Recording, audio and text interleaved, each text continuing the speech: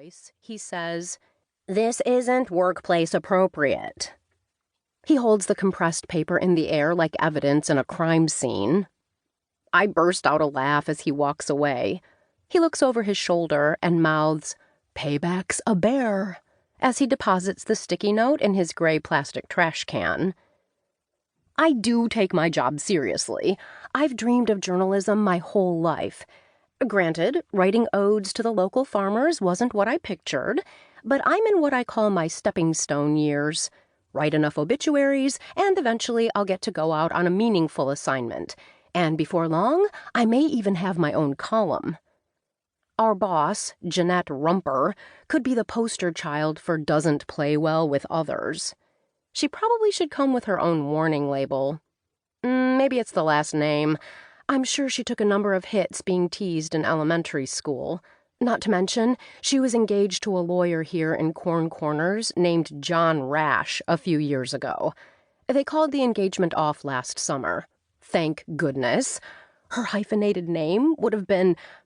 Well, anyway, suffice it to say, it looks like she dodged a bullet.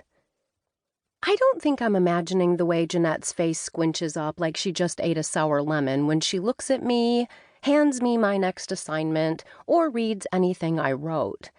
She's a tough critic, and for some reason, I've never made it onto her list of people she'd like to share a room or a planet with. It's a short list.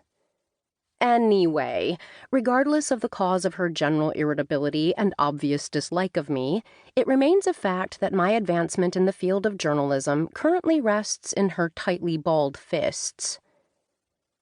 I'm just finishing the last of today's obituaries when Trevor raps twice on the flimsy partition that cordons off my cubicle. "Time for staff meeting," he says. "Should I play you a dirge?" "Ha ha," I say. I'm planning to blend into the woodwork, be as unobtrusive, and go with the flow as possible. I'll be completely off Jeanette's radar unless she offers up an article I can't resist. Then I'll have to speak up. I can't keep writing obituaries and page 10 articles about city council meetings the rest of my life. "You won't," Trevor says, with his usual tone of encouragement. "You're far too talented to waste your writing on people who can't even read what you've said about them." "The city councilmen can read," I say. Or at least I think most of them can. "I was talking about your obituaries," Trevor says with a laugh. When we walk into the conference room, all the chairs are almost filled. Jeanette stands up front near the whiteboard wearing a crisp suit that looks like it's been starched to the point of passing a military inspection.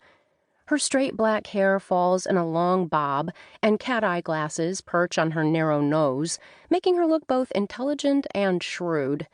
Her lips purse in their usually dissatisfied resting state. Jeanette's eyes meet mine, and I feel like an ice cube on the sidewalk in the middle of August. I resist the urge to do my Wicked Witch of the West impersonation. When her eyes land on Trevor, she lets a smile crack through her otherwise stern face.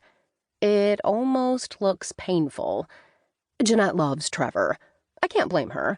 He's one of those people whose sincerity and adaptability make him hard to resist. He's kind of like the human version of a Labrador retriever. Loyal, smart, and generally well-behaved. Jeanette's fondness may have been part of the reason Trevor got a shot at being a food critic when the position opened up, while I regularly eulogize local citizens and write about such titillating subjects as the controversy over changing the hours at the county library. It's only a matter of time. I'll get my break and be able to take assignments with more importance and impact.